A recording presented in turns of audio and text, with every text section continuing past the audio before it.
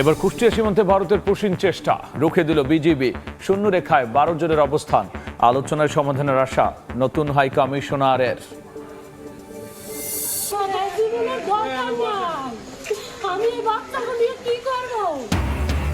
খুলনায় বিশেষ যৌথ অভিযানের মধ্যেই পেটে গুলি করে ইউনিয়ন বিএনপি কর্মীকে হত্যা। স্বজনের আহাজারি, জড়িতদের ধরতে মাঠে পুলিশ। কাল কক্সবাজার সফরে যাচ্ছেন প্রধানমন্ত্রী। বেশ কিছু উন্নয়ন প্রকল্পের উদ্বোধন ও ভিত্তিপ্রস্তর স্থাপন করবেন তারেক রহমান। বিএনপি কর্মী সমর্থকদের মাঝে উৎসবের আমেজ। কৃষি শিল্পে বাজেট বরাদ্দ বাড়ানোর দাবি রংপুর অঞ্চলের মানুষের। নৌবন্দরের বিকাশ চায় চট্টগ্রাম ও খুলনাবাসী। বড় বাজেট মানে বড় দুর্নীতির সুযোগ, মন্তব্য এনসিপির। এবং সড়ক মহাসড়কে কার ও বাইক রেসিং। মাদারীপুরের রাস্তায় দাপিয়ে বেড়াচ্ছে শিশু কিশোররা। ট্রাফিক আইন না মানায় ঘটছে দুর্ঘটনা। সচেতনতায় জোর পুলিশের।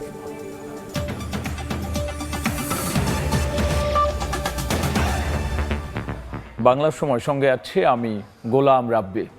এবার কুষ্টিয়া সীমান্তে পুশিং চেষ্টা রুখে দিল বিজিবি। শূন্যরেখা অবস্থান করছেন পুশিং চেষ্টা আনা 12 জন নারী পুরুষ।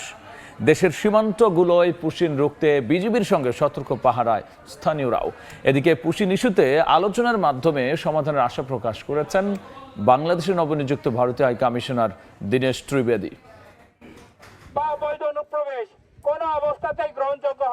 দফায় দফায় বিভিন্ন সীমান্ত দিয়ে পুশিংয়ের চেষ্টায় বিএসএফ, তবে প্রতিবারই বিজিবির কঠোর অবস্থানের কাছে পরাস্ত হচ্ছে তারা। পাশাপাশি দেশীয় অস্ত্র হাতে রুখে দিতে অতন্ত্র প্রহরীর পাশে জাগ্রত গ্রামবাসীও। বিজিবি জানায় শুক্রবার ভোরে কুষ্টিয়ার প্রাকপুর সীমান্ত দিয়ে 13 জনকে অবৈধভাবে বাংলাদেশে ঠেলে পাঠানোর চেষ্টা করে বিএসএফ। কঠোরভাবে তা প্রতিহত করে বিজিবি ও স্থানীয়রা। পুশিং চেষ্টা করা ব্যক্তিদের মধ্যে 5 জন পুরুষ, 4 জন নারী এবং 4 শিশু বর্তমানে শূন্যরেখায় অবস্থান করছেন।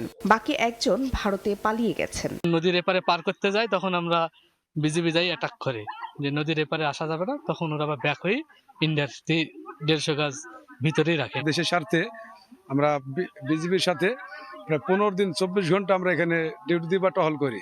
দায়িত্ব নিয়ে বাংলাদেশে পৌঁছে বেনাপোল সীমান্তে পুশিং ইস্যুতে প্রশ্নের মুখোমুখি হন বাংলাদেশের নবনিযুক্ত ভারতীয় হাই কমিশনার দীনেশ ত্রিবেদী। এই সময় আলোচনার মাধ্যমে সমাধানের আশা প্রকাশ করেন তিনি।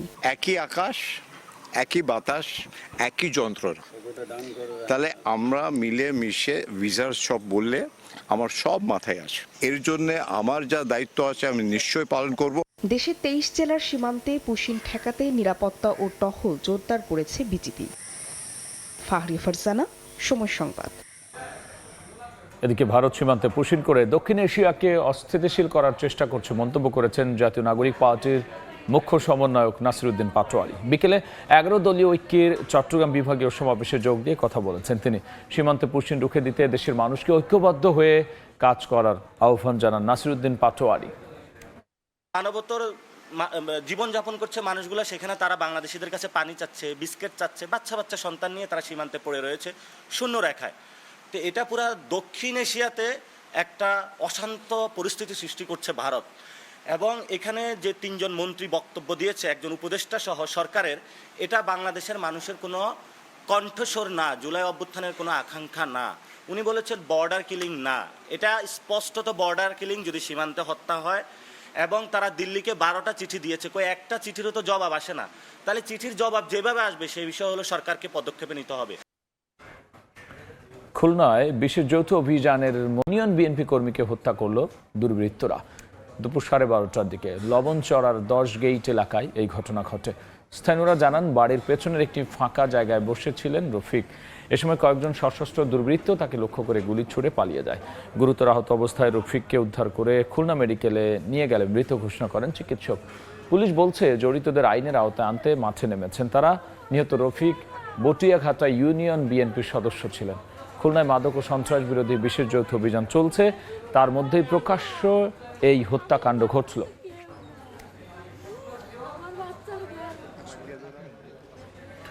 কাল কক্সবাজার সফরে যাচ্ছেন প্রধানমন্ত্রী তারেক রহমান। দিনব্যাপী এই সফরে উন্নয়ন প্রকল্পের উদ্বোধন, ভিত্তিপ্রস্তর স্থাপন, বৃক্ষরোপণ কর্মসূচি, রাজনৈতিক জনসভা ও সুধী সমাবেশে অংশ নেবেন তিনি। সরকার প্রধানের সফর ঘিরে এলাকায় উৎসবের আমেজ। মোহাম্মদ ফরাজের ক্যামেরায় দেখব সুজাউদ্দিন রুবেলের রিপোর্ট। 1979 সালের ডিসেম্বরে কক্সবাজার সদর উপজেলার PM খালিতে সফর করেছিলেন শহীদ রাষ্ট্রপতি জিয়াউর রহমান। তিনি নিজ হাতে কোদাল চালিয়ে ঐতিহাসিক পাতলি খাল খননের সূচনা করেন। সে ঐতিহাসিক ধারাবাহিকতা স্মরণে 13 জুন পাতলি খাল পুনর্খনন কার্যক্রমের উদ্বোধন করবেন প্রধানমন্ত্রী তারেক রহমান। এই সফর ঘিরে এলাকায় চলছে ব্যাপক প্রস্তুতি। স্থানীয়দের মাঝে বিরাজ করছে ব্যাপক উৎসাহ উদ্দীপনা। নির্বাচনের ইস্তেহারে এটা ছিল, উনি বিভিন্ন জেলায় গিয়ে খাল খনন করবেন, সেই প্রতিশ্রুতি বাস্তবায়ন করতেছে। জিয়া পার্ক হিসাবে আমরা একটা এখানে পার্ক চাই।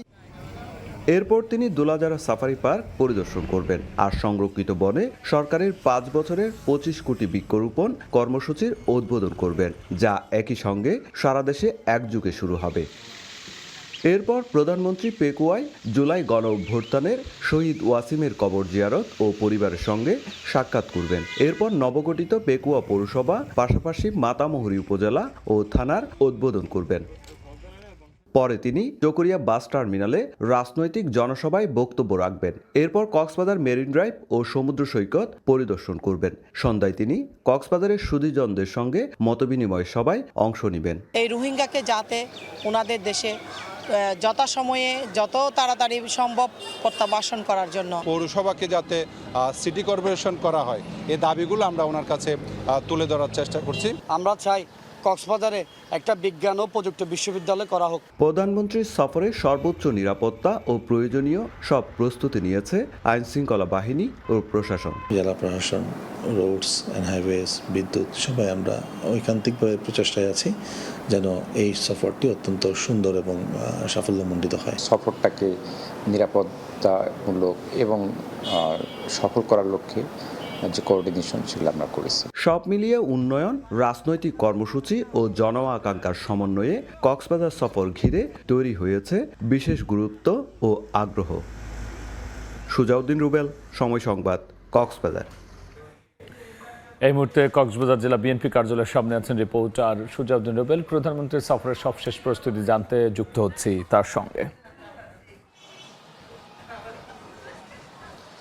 আগামীকাল প্রধানমন্ত্রী তারেক রহমানের কক্সবাজার আগমনকে কেন্দ্র করে কিন্তু এরই মধ্যে উৎসবমুখর পরিবেশ কক্সবাজারে। পুরো শহর জুড়ে ব্যানার ফেস্টুনে ছেয়ে গেছে। এরই মধ্যে আমরা লক্ষ্য করছি কক্সবাজার জেলা বিএনপি কার্যালয়ে কিন্তু নেতাকর্মীদের ভিড় যে সকাল থেকে গত কয়েকদিন ধরে আসলে এই ভিড় এখনো পর্যন্ত সেই ভিড় রয়েছে। তবে আজকে সকাল 11টার দিকে স্বরাষ্ট্রমন্ত্রী সালাউদ্দিন আহমেদ সহ প্রায় 6 থেকে 8 জন মন্ত্রী প্রতিমন্ত্রী কক্সবাজারে আগমন হয়েছে এবং কিছুক্ষণ আগে স্বরাষ্ট্রমন্ত্রী চকরিয়ার যে জনসভায় প্রধানমন্ত্রী তারেক রহমান বক্তব্য রাখবেন জনসভায়, সেটি পরিদর্শন করেছেন এবং সেখানে পরিদর্শন শেষে তিনি যে বিষয়টি বলেছে, যেহেতু তারেক রহমান সেখানে বক্তব্য রাখবেন, সেখানে জন আকাঙ্ক্ষা পূরণের বিষয়গুলো তার বক্তব্যে উঠে আসবে এবং যে সরকারের যে ইশতেহার, নির্বাচনী ইশতেহারে যা যা বলেছে সেই বিষয়গুলো যাতে জনগণের উপকারে আসে সেই বিষয়গুলো তুলে ধরা হবে, সেই বিষয়গুলো জানিয়েছে স্বরাষ্ট্রমন্ত্রী সালাউদ্দিন আহমেদ। সালাউদ্দিন আহমেদ আরেকটি বিষয় বলেছে, যেহেতু গতকালকে বাজেট হয়েছে, সেই বাজেট বিষয় নিয়েও বলেছে যে অনেকে অনেক কিছু বলছে, তবে সেটি গণমুখী বাজেট হয়েছে বলে তিনি ব্যাখ্যা দিয়েছেন। আমরা লক্ষ্য করছি এখন পর্যন্ত যে সব জায়গায় তারেক রহমান আসবেন সেসব জায়গায় কিন্তু নিরাপত্তা জোরদার করা হয়েছে। বিশেষ করে সকাল 10টার দিকে তিনি কক্সবাজার সদর উপজেলার PM খালিতে পাতলি খালের খাল পুনর্খনন কাজে উদ্বোধন করবেন। এরপর তিনি দুলাজারা যাবেন, তারপর 25 কোটি বৃক্ষরোপণের যে কর্মসূচি সারা দেশব্যাপী, সেটি দুলাজারা যে স্থান রয়েছে সেখান থেকে উদ্বোধন ঘোষণা করবেন। এরপর তিনি জুলাই যোদ্ধা শহীদ ওয়াসিমের কবর জিয়ারত করবেন। এরপর তিনি সেখানে তার পরিবারের সঙ্গে সাক্ষাৎ করবেন।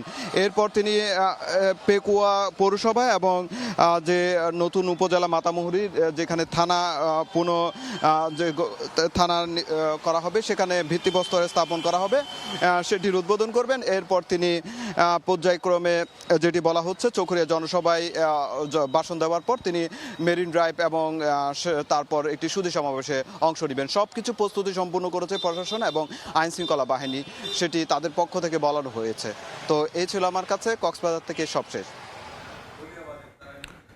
প্রধানমন্ত্রীর সফরের সবশেষ নিয়ে আমরা সরাসরি ছিলাম কক্সবাজারে। উত্তরাঞ্চল পরিদর্শনে শীঘ্রই চীনা প্রতিনিধি দল দেশে আসবে বলে জানিয়েছেন স্থানীয় সরকার মন্ত্রী মির্জা ফখরুল ইসলাম আলমগীর। এদিকে বিএনপির স্থায়ী কমিটির সদস্য ডক্টর মঈন খান বলেছেন, সাবেক রাষ্ট্রপতি জিয়াউর রহমানের আদর্শই আবারও সম্মানজনক অবস্থানে পৌঁছাবে বাংলাদেশ। শহীদ রাষ্ট্রপতি জিয়াউর রহমানের শাহাদাত বার্ষিকী উপলক্ষে জাতীয় প্রেস ক্লাবে মৎস্যজীবী দলের আলোচনা সভা। প্রধান অতিথির বক্তব্যে বিএনপির স্থায়ী কমিটির সদস্য ডক্টর মঈন খান বলেন, শহীদ জিয়ার আদর্শ ধারণ করেই দেশকে এগিয়ে নিয়ে যাবেন প্রধানমন্ত্রী তারেক রহমান। আপনারা সেই ইতিহাস করে জানুন, তার সম্পূর্ণ জীবনে তিনি কি করেছেন, কি অর্জন করেছেন, সেগুলো আপনারা জানতে চেষ্টা করুন এবং আমাদের যার যার প্রত্যেকের নিজেদের জীবনে আমরা যেন সেগুলো প্রতিফলিত করি। বাংলাদেশকে যেন আজকে আমরা জনাব তারেক রহমানের নেতৃত্বে পুনরায় সেই বিশ্বের বুকে সম্মানজনক উচ্চতায় নিয়ে যেতে। টাঙ্গাইলে জরাজীর্ণ ভাসানী হল পরিদর্শন শেষে মৎস্য ও প্রাণী সম্পদ প্রতিমন্ত্রী সুলতান সালাউদ্দিন টুকু বলেন, ঐতিহাসিক প্রেক্ষাপটে মাওলানা ভাসানীর মতো গুরুত্বপূর্ণ নেতা স্মৃতি রক্ষায় উদ্যোগ নেওয়া হবে। মাওলানা ভাসানী বাংলাদেশের একজন ঐতিহাসিক প্রেক্ষাপটে উনি নেতৃত্ব দিয়েছেন এই দেশের। তার স্মৃতি বিজড়িত এই মিলনায়তন, এটিকে রক্ষণাবেক্ষণ করার দায়িত্ব আমাদের। ঠাকুরগাঁওয়ে শিক্ষা উপকরণ বিতরণ অনুষ্ঠানে স্থানীয় সরকার মন্ত্রী মির্জা ফখরুল ইসলাম আলমগীর বলেন, শিল্প কারখানা গড়ে তোলার লক্ষ্যে শিগগিরই চীনা প্রতিনিধিরা উত্তরাঞ্চল পরিদর্শন করবে। বাংলাদেশ চীন মৈত্রী এটা আরো দীর্ঘজীবী হোক। এখানে চীনা প্রতিনিধিদের পাঠাবেন যারা এই অঞ্চলে শিল্প কারখানা তৈরি করার উদ্যোগ গ্রহণ করবে আমাদের ব্যবসায়ীদের সঙ্গে। শিক্ষকদের ভালোভাবে দায়িত্ব পালন করে নতুন প্রজন্মকে গড়ে তোলার আহ্বানও জানান স্থানীয় সরকার মন্ত্রী। তারা বড় হয়ে দেশের জন্য কাজ করতে পারে। ওয়ালিউল সাকিব, সময় সংবাদ, ঢাকা। বাংলা সময়ে আরও থাকছে। অকাল বন্যায় ফসল ডুবিতে সরকারি সহায়তা না পাওয়ার দাবি ক্ষতিগ্রস্ত কিশোরগঞ্জের কৃষকদের। ব্যাপক অনিয়মের অভিযোগ, তদন্ত করে ব্যবস্থা নেওয়ার আশ্বাস প্রশাসনের। কৃষিখাতে বরাদ্দ, শিল্প কারখানা চায় রংপুর অঞ্চলের মানুষ। নৌবন্দরের শিল্পের বিকাশ চায় চট্টগ্রাম ও খুলনা অঞ্চল। বাজেটে সিলেটে বাণিজ্যিক হাব চায় ব্যবসায়ী নেতারা। রাজধানীর পাশাপাশি অঞ্চল ভিত্তিক উন্নয়নে নজর দেওয়ার পরামর্শ বিশিষ্টজনদের। প্রতিনিধিদের পাঠানো তথ্যচিত্রে দেখব ডেস্ক রিপোর্ট। কৃষিখাত বাঁচলে বাঁচবে দেশ, একথা সবাই জানে বোঝে, তারপরও উপেক্ষিত কৃষক। তাদের হাড় ভাঙা খাটুনিতে প্রতি বছর বাড়ছে ধান, গম, সবজি সহ খাদ্যপণ্যের উৎপাদন, যার মাধ্যমে সচল দেশের অর্থনীতির চাকা। অথচ প্রতিবারই বাজেটে উপেক্ষিত থাকে কৃষিখাত ও এর সঙ্গে জড়িতরা। তবে এবারের বাজেটকে কৃষি বান্ধব হিসেবে দেখতে চান উত্তরাঞ্চলের বাসিন্দারা। তাই বাজেটে রংপুর অঞ্চলের কৃষি, শিল্প, অবকাঠামো উন্নয়নে বিশেষ বরাদ্দ রাখার দাবি এখানকার কৃষকদের। তারা বলছেন, শিল্পায়নের অভাবে এই অঞ্চলে বেড়েছে দারিদ্রতা ও কর্মহীনের সংখ্যা। কর্ম কমে গেছে, আয় মাছের কম, সংসার চলে না। জিনিসপত্রের দাম কমলে তো খুশি থাকবো, আর জিনিসপত্রের দাম না কমলে তো কেমনে খুশি থাকবো। এদিকে বাজেটকে স্বাগত জানালেও প্রত্যাশা পূরণ হয়নি বলে দাবি খুলনাবাসীর। দুর্ভোগে বিপর্যস্ত এই অঞ্চলের বাসিন্দাদের জন্য আরো বেশি বরাদ্দ দাবি বাসিন্দাদের। খুলনা তো আমাদের নিচু অঞ্চল, অবহেলিত অঞ্চল। খুলনার মানুষের জন্য আসলে বরাদ্দ খুব একটা প্রচুর বলা চলে না। আমরা চাই যেভাবে দ্রব্যমূল্যের জিনিসগুলা যাতে কম থাকে, ভালোভাবে থাকতে পারি। শিক্ষা, সংস্কৃতি ও সামাজিক খাতে বরাদ্দ বৃদ্ধি ইতিবাচক বার্তা হিসেবে দেখছেন সিলেটবাসী। তাদের প্রত্যাশা, বাড়তি বরাদ্দের ফলে অবকাঠামোগত উন্নয়নের পাশাপাশি মানব সম্পদ ও সামাজিক খাতে গতি আসবে। নতুন সরকারের নতুন একটা বাজেট, আমরা মনে করি সমস্যা সমাধানের উত্তরণের একটা বাজেট। বাজেটে শিক্ষা খাতে বরাদ্দটা বৃদ্ধি পেয়েছে, এটা অবশ্যই একটা প্রশংসনীয় উদ্যোগ। আশাবাদী আমরা এদেশ এই বর্তমান সরকারের এই বাজেটের মধ্য দিয়ে বাংলাদেশ আরো অগ্রগতির দিকে যাবে। তবে বর্তমান সরকারের প্রথম বাজেটকে জনকল্যাণমুখী বলছেন অর্থনীতিবিদ ও ব্যবসায়ী নেতারা। বাজেটের আকার যেভাবে বাড়িয়েছে সেটা অবশ্যই জনকল্যাণে এবং অন্তর্ভুক্তিমূলক এবং বৈষম্য নিরসনের একটা স্পষ্ট চিন্তাভাবনা সেখানে তারা বাজেটের মধ্যে রেখেছে। গরিব, নিম্নবিত্ত, মধ্যবিত্ত এই শ্রেণীগুলিকে প্রাধান্য দেওয়া হয়েছে। বাজেটটা গণমুখী, মানুষের জন্য, মানুষের জীবন মান উন্নয়নের জন্য অনেকগুলো প্রকল্প রয়েছে। বাজেটে সরকারের কৃষি বান্ধব পদক্ষেপকে স্বাগত জানালেও অঞ্চলভিত্তিক উন্নয়নকে এগিয়ে নেওয়ার দাবি সাধারণ মানুষের। মনিরুজ্জামান প্রান্ত, সময় সংবাদ। এদিকে উচ্চ মূল্যস্ফীতির বোঝা বহন করা সাধারণ মানুষের জন্য স্বস্তির বার্তা নিয়ে আসবে নতুন বাজেট, এমন আশা গাজীপুরবাসীর। স্থানীয়রা বলছেন, কাগজে কলমে সুবিধার তালিকা যতই দীর্ঘ হোক না কেন, এর প্রকৃত সুফল নির্ভর করবে বাস্তবায়নের ওপর। কৃষি উৎপাদন বৃদ্ধি, সরবরাহ ব্যবস্থার উন্নয়ন ও বাজার ব্যবস্থা শক্তিশালী করার দাবি জানিয়েছেন তারা। সরিষা, মরিচ, পেঁয়াজ ও সবজি উৎপাদনে রাজধানীর পাশের অন্যতম জেলা মানিকগঞ্জ।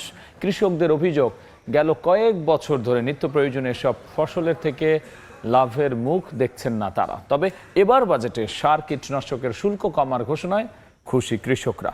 ফসলের উৎপাদন খরচ ও বিক্রয় মূল্যের ভারসাম্য রক্ষায় সরকারের নজর রাখবে প্রত্যাশা তাদের।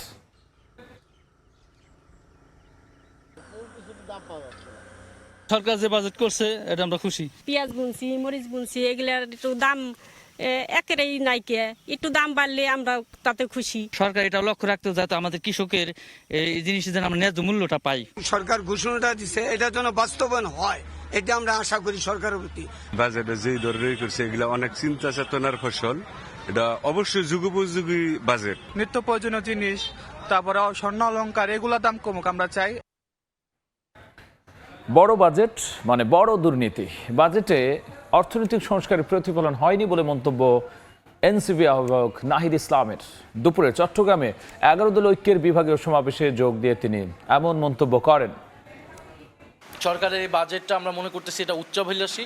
আমরা আশা করেছিলাম যে রাজনৈতিক সংস্কারের পরবর্তীতে অর্থনৈতিক সংস্কারটা আসবে, সেই অর্থনৈতিক সংস্কারটা কিন্তু এই বাজেটের মাধ্যমে সম্ভব হবে না। বড় বাজেট মানে সেটাকে কিন্তু বড় দুর্নীতি করারও সুযোগ থাকে।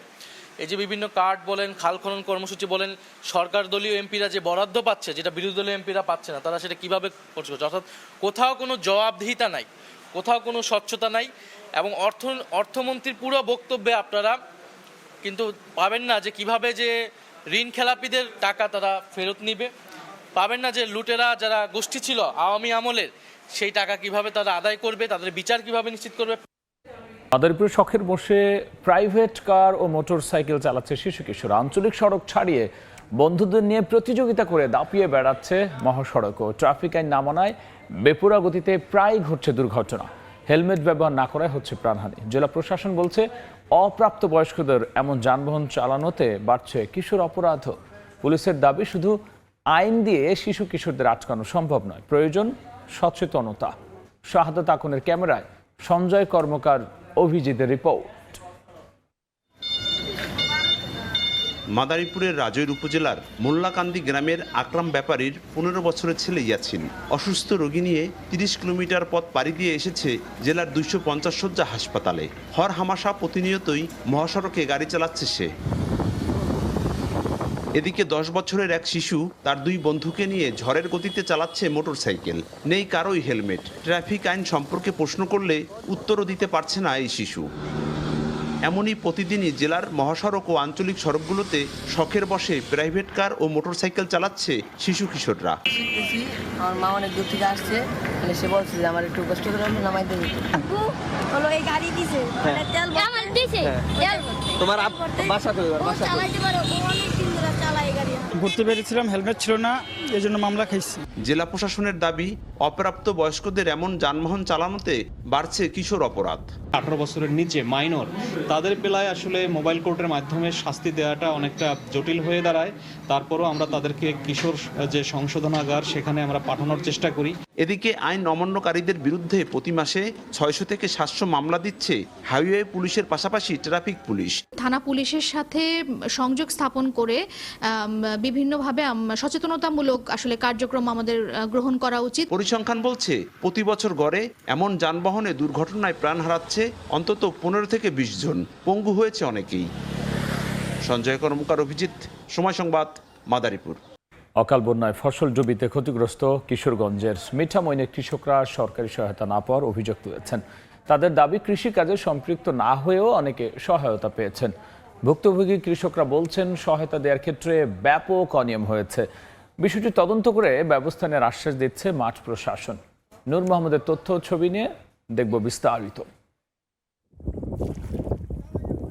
গত এপ্রিল ও মে মাসে অতিবৃষ্টি ও পাহাড়ি ঢলে তলিয়ে যায় কিশোরগঞ্জের হাওর। নষ্ট হয় হাজার হাজার হেক্টর জমির বোরো ধান। দিশেহারা হয়ে পড়েন অসংখ্য কৃষক। দেখা দেয় মানবিক বিপর্যয়। ক্ষতিগ্রস্ত কৃষকদের সহায়তায় পাশে দাঁড়ায় সরকার। মিঠামইনের গোপদিঘি এলাকার চাষিদের অভিযোগ, ক্ষতিগ্রস্ত হলেও অধিকাংশের নাম নেই সরকারি সহায়তার তালিকায়। অভিযোগ উঠেছে তালিকাভুক্ত অনেকেই আদৌ কৃষিকাজ করেন না। সরকার যে ভর্তুকি দিয়েছে আমরা এই অসহায় দুরগ্রস্ত কৃষকের জন্য দিছে, কিন্তু আমরা তা পাই নাই। 100% জমি করে না, এর নাম অধিকাংশ আমরা পাইতেছি সিরিয়ালে। তখন আমি নাম লয়ে গেছিলাম ডিএসের দ্বারে, তার 8টার দরবার আমি বাহির রাখছি, তারপরে আমার নামটা দিল না। তবে অভিযোগের বিষয়ে কথা বলতে নারাজ সংশ্লিষ্ট কর্মকর্তা। তাদের প্রত্যেকের সাথে সমন্বয় করে তালিকাটা করা হয়েছে। তো তারপরও যদি অ্যাকচুয়ালি ক্ষতিগ্রস্ত নয় বা বিদেশে অবস্থান করছে এরকম কারোর নাম তালিকাভুক্ত হয়ে থাকে, সেক্ষেত্রে তাদের বিরুদ্ধে উপযুক্ত ব্যবস্থা নেওয়া হবে। সত্যতা পাওয়া যায় যেটা অভিযোগের প্রেক্ষিতে আমরা তাদের বিরুদ্ধে প্রয়োজনীয় বিধি মোতাবেক ব্যবস্থা নেব। কিশোরগঞ্জে অকাল বন্যায় প্রায় 52,000 কৃষক ক্ষতিগ্রস্ত হন। সময় সংবাদ, কিশোরগঞ্জ। ড্রেনের নোংরা পানির সঙ্গে বৃষ্টির পানি মিশে রাস্তা তলিয়ে যায়। টাঙ্গাইল পৌরসভায় দীর্ঘদিন ধরে সড়ক ও ড্রেনেজ ব্যবস্থার সংস্কার না করায় চরম দুর্ভোগে বাসিন্দারা। তাদের অভিযোগ, বিগত সরকারের আমলে প্রায় 7 বছরেও পৌরসভার কোথাও দৃশ্যমান কোনো উন্নয়ন হয়নি। তবে দুর্ভোগের কথা স্বীকার করে দ্রুত প্রয়োজনীয় ব্যবস্থা নেওয়ার আশ্বাস পৌর কর্তৃপক্ষের। কাদির তালুকদারের তথ্য, রাশেদ খানের ছবি নিয়ে বিস্তারিত। দেখে পরিত্যক্ত কাঁচা রাস্তা বা ছোট পুকুর মনে হলেও বাস্তবে এটি পৌরসভার পাকা রাস্তা। টাঙ্গাইল পৌরসভা 1887 সালে স্থাপিত হয়। বিগত সময়ে টাঙ্গাইল পৌর ভবন এবং ভবনের অবকাঠামোর পর্যাপ্ত উন্নয়ন হলেও পৌরসভার সড়ক ও ড্রেনেজ ব্যবস্থার তেমন কোনো উন্নয়ন হয়নি। টাঙ্গাইল পৌরসভার 3 নম্বর ওয়ার্ডের বেড়াডোমা থেকে মেসের মার্কেট যাওয়ার রাস্তাটি বিগত সরকারের আমলে প্রায় 8 বছরেও সংস্কার হয়নি। ফলে রাস্তাটি খানাখন্দে ভরা। সামান্য বৃষ্টি হলেই পানিতে ডুবে যায়। প্রায় ঘটছে ছোট বড় দুর্ঘটনা। চরম দুর্ভোগে পৌরবাসী। বিগত 10 বছর যাবত আমাদের এই ওয়ার্ডে এবং এই রাস্তায় উন্নয়নের কোনো ছোঁয়া লাগেনি। রাস্তায় পানি টানি মনে করেন যে বাইরে থেকে হাইটাও যাওয়ার উপযোগী নাই রাস্তা। গাড়িগুলো পাওয়া যায় না, যদিও চায় ভাড়াটা বলে যায়। কিভাবে চলাফেরা করতেছি, অনেক কষ্ট হইতাছে। ডেইলি একটা এক্সেল ভেঙে পড়ে যায়, গাড়ির অবস্থা খারাপ, গাড়ির ভিতরে পানি ঢুকে। তবে কর্তৃপক্ষের দাবি, এরই মধ্যে অনেকগুলো রাস্তা সংস্কার করা হয়েছে। বাকি রাস্তাগুলো দ্রুত মেরামত করা হবে। 121 কিলোমিটার কাঁচা, বাদ বাকি রাস্তা পাকা। পাকার মধ্যে যে রাস্তাগুলো খারাপ অবস্থা সেগুলো দুটোই জোর করে সংস্কার করা হবে। টাঙ্গাইল পৌরসভার 18টি ওয়ার্ডে প্রায় 352 কিলোমিটার রাস্তা রয়েছে। মোট জনসংখ্যা প্রায় 5 লাখ। সময় সংবাদ, টাঙ্গাইল। বাংলার সময় আরও থাকছে। খানাখন্দে ভরপুর নারায়ণগঞ্জের মদনগঞ্জ। যানবাহন উল্টে প্রতিনিয়ত ঘটছে দুর্ঘটনা। জোড়াতালি দিয়ে মেরামত করলো, কিছুদিন পরই আবার নাজুক অবস্থায়। মুন্সিগঞ্জে বর্ষার আগেই ভাঙন আতঙ্কে পদ্মা তীরের বাসিন্দারা। পানি বৃদ্ধিতে দুশ্চিন্তায় টঙ্গিবাড়ি উপজেলা দিঘির পাড়ের কান্দারবাড়ি এলাকার মানুষ। স্থায়ী বাঁধ নির্মাণের দাবিতে নদী তীরে মানববন্ধন করছেন শত শত মানুষ। এদিকে লৌহজং থেকে দিঘির পাড় পর্যন্ত পদ্মার বাম তীর রক্ষায় 527 কোটি টাকা প্রকল্পের অগ্রগতি 90%। নাসিরউদ্দিন উজ্জ্বলের রিপোর্ট, ছবি তুলেছেন আবু সাইদ। মুন্সিগঞ্জের টঙ্গিবাড়ি উপজেলার দিঘিরপাড় বাজারের অপর প্রান্ত কান্দারবাড়ি এলাকায় বর্ষা শুরুর আগেই ভাঙন আতঙ্ক। গেল বছর প্রবল ভাঙন এবং এবছর একটি অংশ আকস্মিক বিলীন হওয়ায় গ্রামটিতে এ আতঙ্ক। স্থায়ী বাঁধ নির্মাণের দাবিতে বৃহস্পতিবার নদী তীরে মানববন্ধন করেছে শত শত মানুষ। ভাঙন রোধে স্থায়ী ব্যবস্থা নেওয়ার দাবি তাদের। যাতায়াতের সবচেয়ে অনেক বেশি কষ্ট হয়ে যায়, তো এটার জন্য আমাদের প্রধান হলো যে আমরা একটা ব্রিজ চাই। আমাদের যাইতে অনেক দুর্ঘটনার মুখী হইতে আমাদের অনেক আর কি কষ্ট হয়। যে বালু কাটার কারণে আমাদের এই চর অঞ্চলের দ্বীপগুলো ভেঙে যাচ্ছে। পানি উন্নয়ন বোর্ড বলছে চলতি বছরের সেপ্টেম্বরে চলমান প্রকল্পের কাজ শেষ হওয়ার টার্গেট রয়েছে। এখানকার স্থায়ী তীর প্রতিরক্ষা সংরক্ষণ কাজে ফিজিবিলিটি স্টাডি করা প্রয়োজন। রিকমেন্ডেশন সাপেক্ষে স্থায়ী তীর সংরক্ষণের ডিপিপি প্রণয়নের উদ্যোগ গ্রহণ করতে পারবো। 2021 সালের এপ্রিল থেকে পদ্মা সেতুর বামতি রক্ষা বাঁধের কাজ শুরু হয়। তবে এই প্রকল্প এলাকার বাইরে ভাঙন দেখা দিলে আরো 3 কিলোমিটার বৃদ্ধি করা হয়। লৌহযোগের শিমুলিয়া থেকে টঙ্গিবাড়ির দিঘির পাড় পর্যন্ত 16.87 কিলোমিটার এলাকা জুড়ে রক্ষা বাঁধে 527 কোটি টাকার প্রকল্পের সার্বিক অগ্রগতি 90%। তবে এই দিঘির পাড়ের বিপরীত অংশে ভাঙন দেখা দেয় তৈরি হয়েছে নতুন সংকট। মুন্সিগঞ্জের দিঘির পাড় থেকে নাসির উদ্দিন উজ্জ্বল, সময় সংবাদ। সরকার গঠনের মাত্র 3 মাসের মধ্যেই নদী ভাঙন রোধে কার্যকর উদ্যোগ নেওয়ায় ক্ষতিগ্রস্ত মানুষের মধ্যে নতুন আশার সঞ্চার হয়েছে জানালেন জাতীয় সংসদের হুইপ মিয়া নুরুদ্দিন আহমেদ অপু। সকালে শরীয়তপুরের গোসাইরহাটের আবুপুর ফেরিঘাট এলাকায় নদী ভাঙন রোধে জরুরি তীর সংরক্ষণ কাজের অংশ হিসেবে জিও ব্যাগ ডাম্পিং কার্যক্রম উদ্বোধন করেন তিনি। এ সময় হুইপ বলেন, নদী ভাঙনে ক্ষতিগ্রস্ত মানুষের জানমাল ও বসত ভিটা রক্ষায় সরকার অগ্রাধিকার ভিত্তিতে কাজ করে যাচ্ছে। এ সময় স্থানীয় প্রশাসন, রাজনৈতিক নেতৃবৃন্দরা উপস্থিত ছিলেন।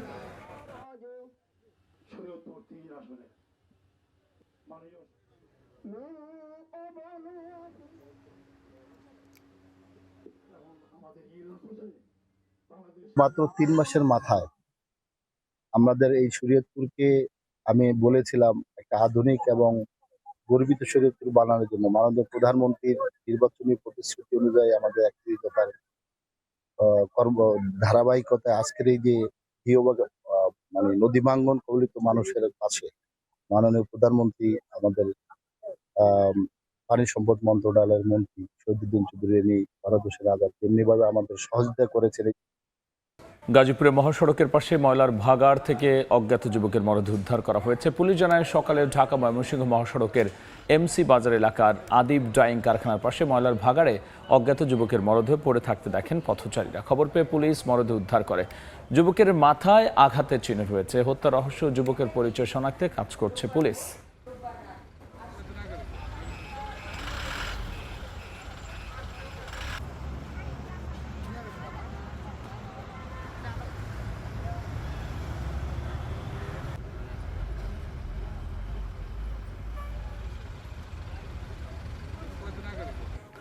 কোস্টগার্ডের নিয়মিত অভিযান ও তৎপরতায় জলদস্যুরা কোণঠাসা হয়ে মোংলায় হামলা চালিয়েছে বলে জানিয়েছে বাহিনীটি।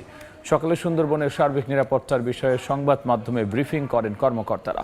জানান, কোস্টগার্ডের লোকবল সংকটের সুযোগ নিয়েই হামলা চালানো হয়। নিরাপত্তা নিশ্চিত করা সহ বনদস্যু দমন এবং পুশিন প্রতিরোধে 5 মাস ধরে operation restore piece in Sundarban এবং অপারেশন ম্যানগ্রোভ শিল্ড নামে 2টি বিশেষ অভিযান চালাচ্ছে কোস্টগার্ড। অভিযানে 42টি দেশি বিদেশি আগ্নেয়াস্ত্র, অসংখ্য গোলাবারুদ সহ 39 জন বনদস্যু আটক করা হয়। এ সময় জিম্মি থাকা মোট 41 জনকে জীবিত উদ্ধার করে কোস্টগার্ড। সংস্থাটির জোন কমান্ডার জানায়, সুন্দরবনে পুশিনের কোনো সুযোগ নেই।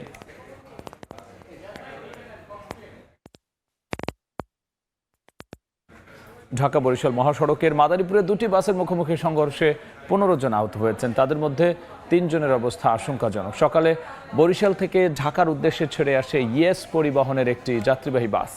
মাঝপথে কালকিনি উপজেলার গোপালপুরে বিপরীত দিক থেকে আসা অপর একটি বাসের সঙ্গে মুখোমুখি সংঘর্ষ হয়। স্থানীয়রা আহত 15 জনকে উদ্ধার করে উপজেলা স্বাস্থ্য কমপ্লেক্সে ভর্তি করেন। অবস্থা গুরুতর হওয়ায় 3 জনকে বরিশাল শেরে-ই-বাংলা মেডিকেল কলেজ হাসপাতালে পাঠানো হয়।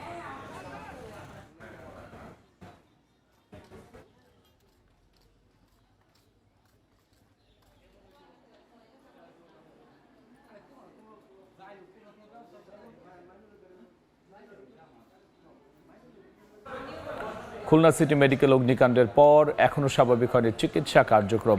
শুধুমাত্র চালু আছে আইসিইউ ইউনিট। সকাল থেকে কাউকে ভেতরে ঢুকতে দেওয়া হয়নি। ভেতরে পরিষ্কার পরিচ্ছন্নতার কাজ চলছে। শুধু আইসিইউতে রোগীদের চিকিৎসা দেওয়া হচ্ছে। বাকি সব কার্যক্রম বন্ধ রাখা হয়েছে।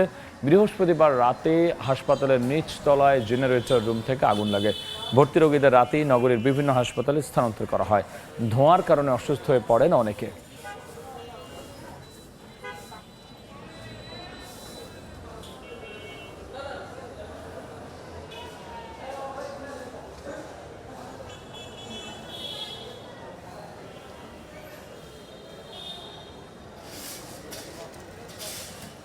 প্রায় 250-এরও অধিক রোগী ভর্তি ছিল।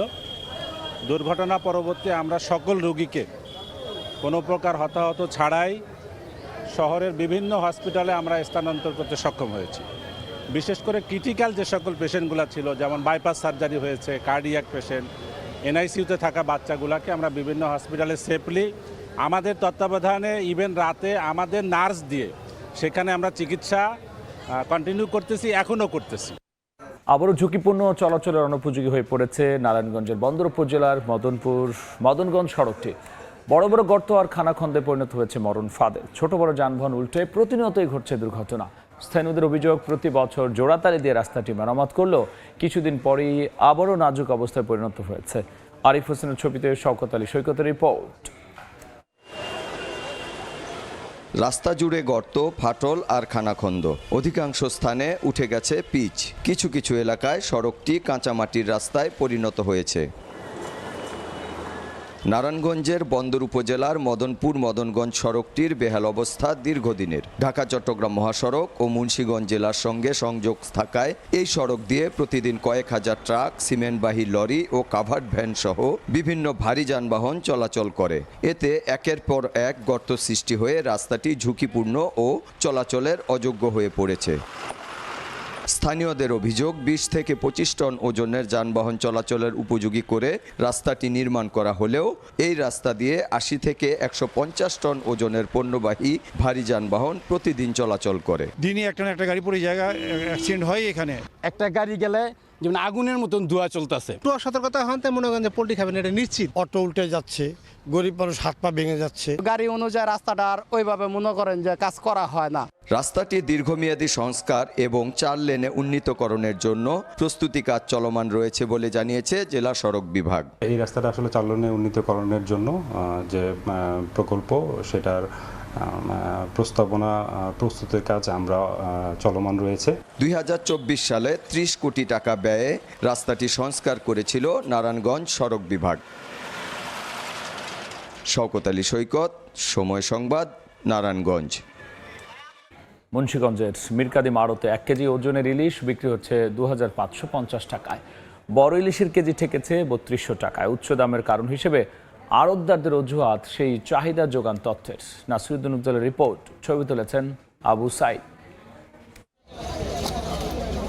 মুন্সিগঞ্জের মিরকাদিম হাটে বড় বড় ইলিশের দেখা মিলেছে। তবে ছুটির দিনে পাইকারি এই হাটে ১ কেজি ওজনের ইলিশ বিক্রি হয় ২৫০০ টাকায়, আর ১.৫ কেজি ওজনের ইলিশের দর ৩২০০ টাকা। ছোট ইলিশ পাওয়া যাচ্ছে ৪০০ থেকে ৪৫০ টাকা কেজিতে। রূপালী ইলিশ ছাড়াও হাটে তোলা হয় রুই, কাতল, আইড়, বোয়াল, কই, শিং সহ হরেক রকমের মাছ। উঠেছে সামুদ্রিক মাছও, তবে সব মাছেরই দর চড়া। অনেক দাম মাছের, কোনো মাছেরই আর কি মানে নাগালের বাহিরে। চিংড়ি মাছ ১৪০০-১৫০০ টাকা কেজি চাই। দেখি না তো এই মনিটরিংটা যে করে কেউ, যে যদি কেউ থাকতো দেখতাম তাহলে যে হয়তো কোনো সময় আমি দেখি না এটা। আর দাম বাড়ার পেছনে নানা খোরা যুক্তি আড়তদারদের। কম থাকার করতে আপনার মাছের দামটা একটু বেশি, আগের থেকে একটু বেশি, কিন্তু দাম কম না। কেজির উপরের মাছ ৩,৩২০ বেচি, কেজির নিচের মাছ ২৫০০, ২৬০০, ২৭০০ বেচি। মাছের আমদানি কম, চাহিদা বেশি, দামটা তো একটু বাড়বেই। এরা আমাদের তো আর এখানে সিন্ডিকেট বা দাম বাড়ানোর জন্য কোনো পায়তারা আমাদের এখানে নাই। ব্যাপারীরা ওখান থেকে যেমন কিনে নিয়ে আসছে, আমাদের কাছে যেমন বিক্রি করতে বলে ব্যাপারীরা, আমরা তেমন বিক্রি করে দিই। ব্যাপারীরা কিনে বেশি দাম দিয়ে কিনা হচ্ছে। এক বছরে জেলায় ৭৯০ মেট্রিক টন ইলিশ সহ অন্যান্য মাছ আহরণ হয়েছে ৩১,৩৪৮ মেট্রিক টন। নাসিরুদ্দিন উজ্জ্বল, সময় সংবাদ, মুন্সিগঞ্জ। গাইবান্ধা নির্মাণাধীন রামকৃষ্ণ মূর্তি অপসারণের দাবিতে মানববন্ধন ও বিক্ষোভ মিছিল করা হয়েছে। দুপুরে জুম্মার নামাজ শেষে পলাশবাড়ির চৌমাথা এলাকায় জড়ো হন বিভিন্ন শ্রেণী পেশার মানুষ। পরে অসাম্প্রদায়িক সচেতন নাগরিক সমাজের ব্যানারে মানববন্ধন করা হয়। এ সময় বক্তাদের অভিযোগ, ভারতের ইন্ধনে ৮০ ফিট উঁচু মূর্তিটি নির্মাণ করা হলেও তা ধর্মীয় অনুভূতিকে আঘাত করা হবে। কর্মসূচিকে ঘিরে অপ্রীতিকর পরিস্থিতি এড়াতে ৩ স্তরে নিরাপত্তা ব্যবস্থা নেওয়া স্থানীয় প্রশাসন। এদিকে মূর্তি নির্মাণের কাজ আপাতত বন্ধ ঘোষণা করেছে মন্দির কর্তৃপক্ষ।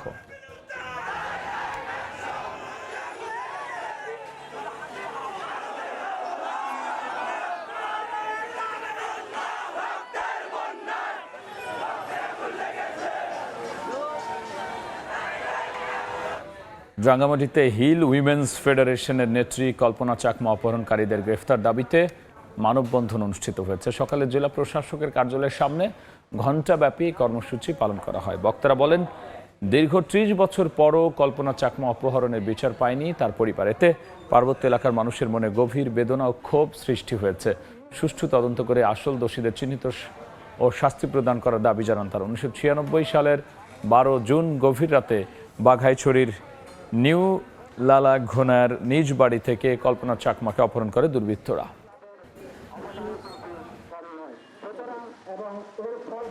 নারায়ণগঞ্জের রূপগঞ্জে শিক্ষার্থীদের অংশগ্রহণে হয়ে গেল মেধা, বিজ্ঞান, উদ্যোগ ও উদ্ভাবন প্রদর্শনী। দুপুর উপজেলা পরিষদ মিলনায়তনে এই প্রদর্শনীতে অংশ নেয় স্কুল ও মাদ্রাসার ৩ শতাধিক শিক্ষার্থী। একই সঙ্গে শহীদ প্রেসিডেন্ট জিয়াউর রহমানের ৪৫তম শাহাদত বার্ষিকী উপলক্ষে আয়োজন করা হয় রচনা, উপস্থিত বক্তৃতা ও চিত্রাঙ্কন প্রতিযোগিতা। অনুষ্ঠানে অংশ নিয়ে নারায়ণগঞ্জ ১ আসনের সংসদ সদস্য মুস্তাফিজুর রহমান ভূঁইয়া দীপু শিক্ষার্থীদের জাতীয় পর্যায়ে প্রতিযোগিতা এগিয়ে নিতে সব ধরনের সহায়তার আশ্বাস দেন। পরে বিভিন্ন প্রতিযোগিতায় বিজয়ী শিক্ষার্থী ও প্রতিষ্ঠানের মাঝে পুরস্কার বিতরণ করা হয়।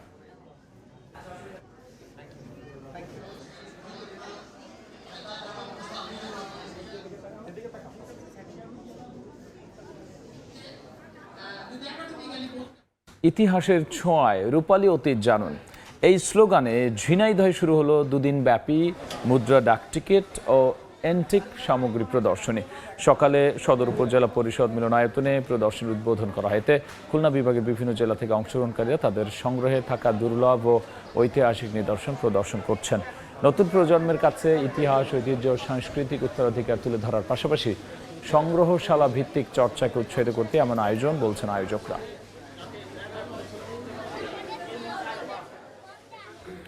বাংলা সময়ের শীর্ষ সংবাদ জানিয়ে দিচ্ছি আরও একবার। এবার কুষ্টিয়া সীমান্তে ভারতের পুশিন চেষ্টা রুখে দিল বিজিবি। শূন্যরেখায় 12 জনের অবস্থান, আলোচনায় সমাধানের আশা নতুন হাই কমিশনারের।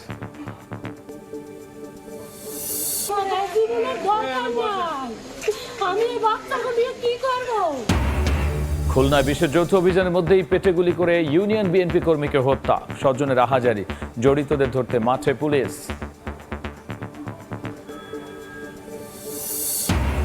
এবং কাল কক্সবাজার সফরে যাচ্ছেন প্রধানমন্ত্রী। বেশ কিছু উন্নয়ন প্রকল্পের উদ্বোধন ও ভিত্তিপ্রস্তর স্থাপন করবেন তারেক রহমান।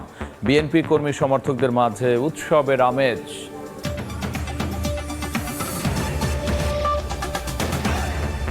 এই ছিল বাংলার সময়। এরপর দেখবেন সন্ধ্যার সময়, যুক্ত হবেন সহকর্মী তোহা খান তামিম। রাব্বি, আপনাকে ধন্যবাদ।